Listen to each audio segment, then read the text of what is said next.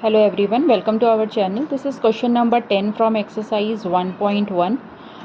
You have to give an example of a relation which is reflexive, transitive but not symmetric.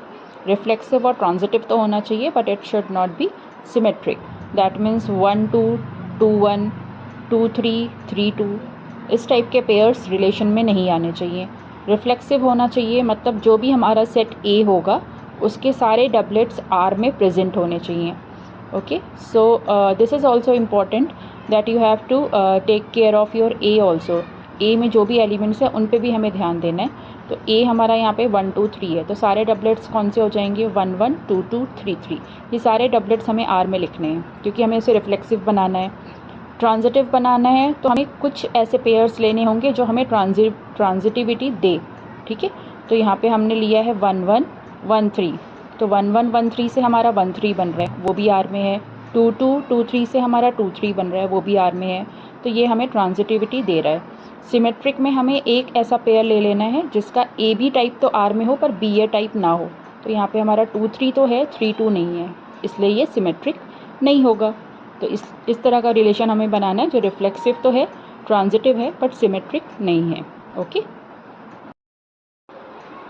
Now this question is also like the previous one, symmetric, transitive but not reflexive.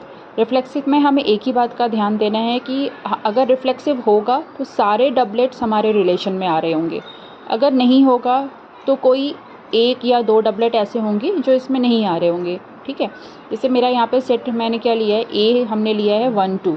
तो 1 2 में doublets क्या बनते हैं इसमें 1 1 2 2. ठीक है, तो अब हमें रिफ्लेक्सिव नहीं चाहिए. तो रिफ्लेक्सिव नहीं चाहिए तो या तो इसमें दोनों डबलेट्स नहीं आएंगे या एक कोई नहीं आएगा तो भी हमारा काम चल जाएगा.